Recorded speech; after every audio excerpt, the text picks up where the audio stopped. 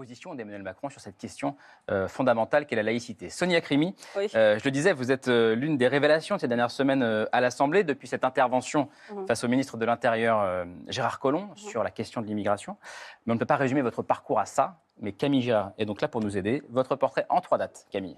Oui, Sonia Crimi, on va essayer de comprendre en quelques minutes qui se cache donc derrière cette première frondeuse, ou alors j'ai même lu la femme qui défie Gérard Collomb. Attention, alors la première date, c'est janvier 2006. C'est une photo de votre collection personnelle. Vous venez tout juste d'arriver de Tunisie et vous tombez par hasard sur Dominique de Villepin. Oui, oui. Hein, et c'est vous qui m'avez parlé de ce moment-là. Et parce que si vous faites cette photo, c'est que déjà, vous admirez l'engagement en politique.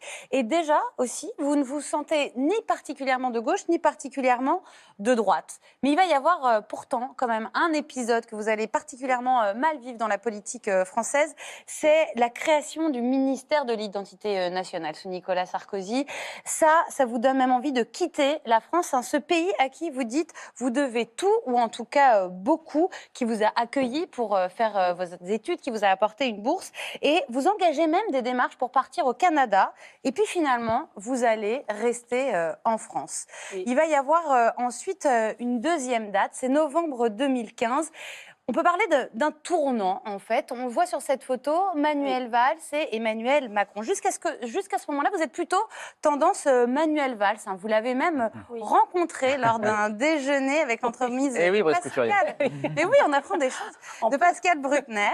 Et jusqu'à ce moment-là, Manuel Valls, il incarne pour vous une forme de courage, en fait. Parce que vous êtes déçu par la gauche qui n'a pas su s'emparer de ces questions d'identité, de religion, d'intégration.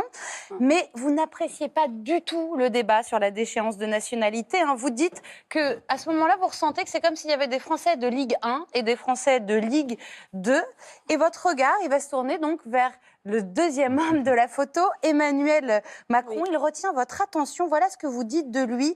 Il a été le seul à dire, contrairement à Manuel Valls, que chercher à expliquer la radicalisation des djihadistes, ce n'était pas leur pardonner. On arrive à la troisième et dernière date. C'est juin 2017, celle de votre élection comme députée. Mais alors, c'est une élection surprise parce qu'en fait, vous êtes une candidate dissidente. Et oui, votre victoire, vous la dédicacez... Déjà un peu frondeuse. Hein. Déjà un peu frondeuse parce que donc, vous gagnez face à un candidat En Marche. Et votre victoire, vous la dédicacez quand même à Emmanuel Macron, même si vous avez failli faire battre son candidat.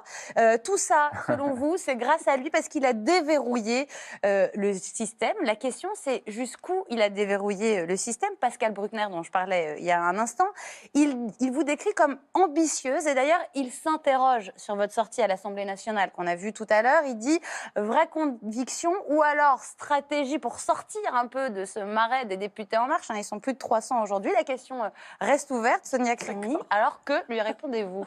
Non, je lui réponds qu'il y avait une question à poser, que c'était mon anniversaire le 20 décembre et que je voulais poser une question. C'était très simple. Bon, voilà, c'était très simple. J'ai envoyé un message à Richard Ferrand. Le président du groupe En Marche à l'Assemblée. À notre président de groupe que je salue, qui nous laisse effectivement une marge de discussion en interne. Et c'est ce que je dis toujours, on ne sortira plus grandi après cette loi, on en parlera après.